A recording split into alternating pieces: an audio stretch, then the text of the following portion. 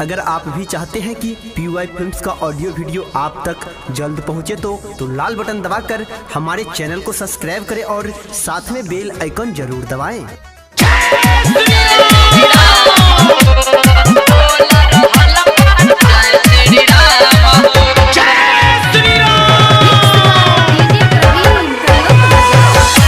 Recording studio Jeeva Chowk Madhubani.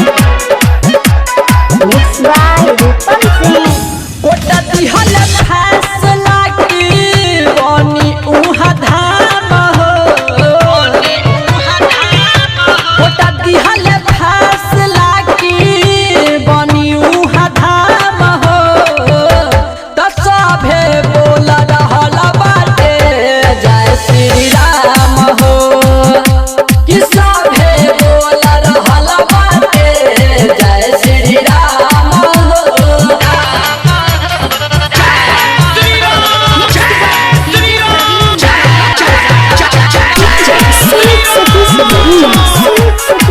रूपम recording studio Jeeva Chowk Madhubani. कि सभे बोल रहल बाटे जय श्री राम हो। Mix by Rupam Singh.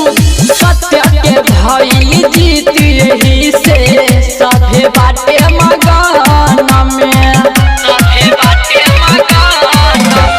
भगवा धारी के झंडा लहरात बाटे गगन में। सबके झूमे नाचे छोरी सब काम हो, सबके झूमे नाचे छोरी सब काम हो। त सभे बोल रहल बाटे जय श्री राम हो, कि सगरो गूंज रहल बाटे जय श्री राम हो।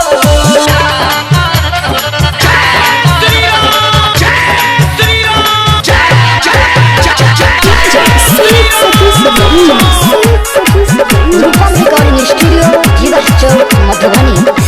कि सभे बोल रहल बाटे जय श्री राम हो। Mix by Rupam Singh.